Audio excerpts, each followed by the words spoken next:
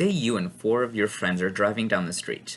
As you are driving, you notice five kids just ran into the road. You don't have time to brake. What do you do? Do you hit the five kids or swerve into oncoming traffic? This is one of the arguments that people are having with self-driving cars. To start, I'm going to talk about some of the benefits that these self-driving cars could hold. So a lot of the Google CEOs are talking about how these self-driving cars would be safer. They would have less accidents because they would be able to communicate with the other cars and be able to communicate with the traffic lights. So they would be able to sense when it's red and when it's green, sense stop signs, and be able to not run red lights. And another safety measure is it would remove drunk driving. Someone who is drunk would not be able to get into this driver's seat and control the car. It would just tell its destination, and the car would take you there. Another benefit would be the traffic. Cars would be able to communicate with each other, and the Google CEO said that they could form chains or fleets of cars so that it reduces the stop and go traffic that we see today. It wouldn't be much of a pileup. Highways would be able to hold more, and it would save on gas and money and time. So these are nice, but there are some hindrances with these self-driving cars. The first one is cost. Self-driving cars would be very expensive due to all the computer programming in them. But like smartphones, which started off very expensive, and as a want was needed, or as a want was created, the companies decided to lower their prices to make it more affordable to everyone. So I believe that in time, if we do have self-driving cars, these prices would be lowered, but it would be still very expensive. Another hindrance with these are their computers. Computers are possible to viruses and to hacking.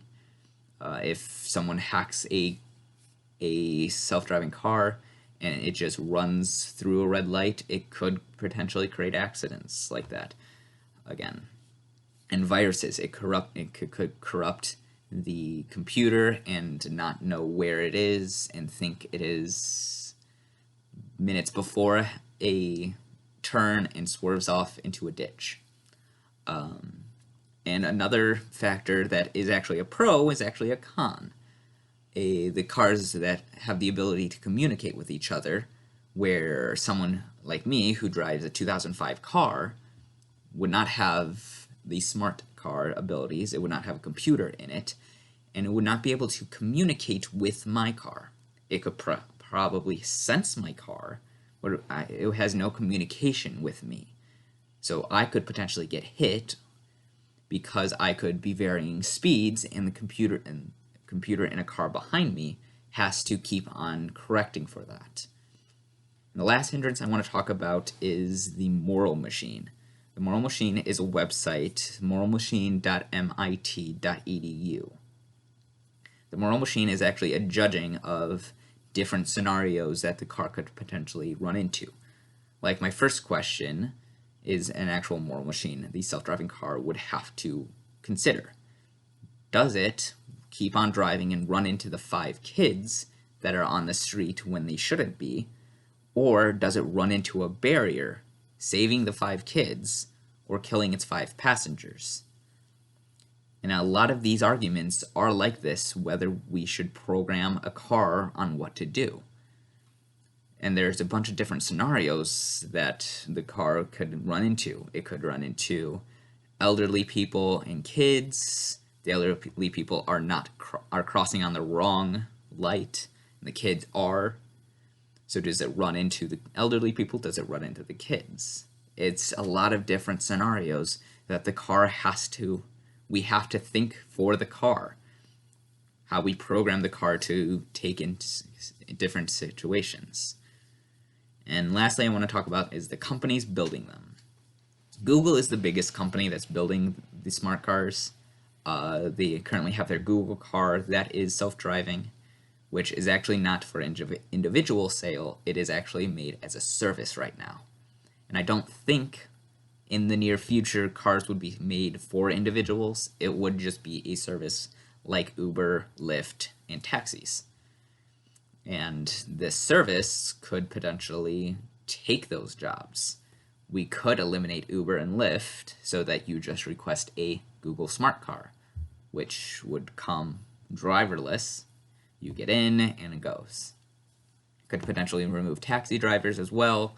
And in the future, if self-driving cars do come into consideration, it could remove truck drivers. Being able to have a semi that is fully automated so they don't have to worry about truck drivers driving long distances, potentially falling asleep at the wheel. So just a loss of jobs is another factor, another hindrance that these cars are taking. So I believe that we are not ready for self-driving cars, and I don't think we will be in the near future. There are just too many probabilities that hinder the use of them, like the possibility of hacking and viruses, the morals that we would have to program into the car, whether to hit the 5 kids or kill the 5 passengers, and the effect it would have on some jobs like taxi drivers and truck drivers potentially.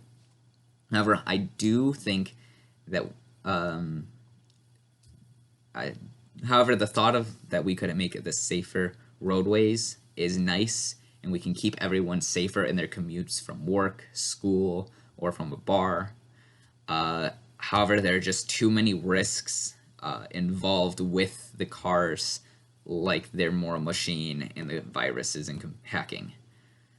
So, to answer my question, what do you think the self-driving car should do? Should it hit the 5 kids or veer off into a barrier and killing the 5 passengers? Thank you.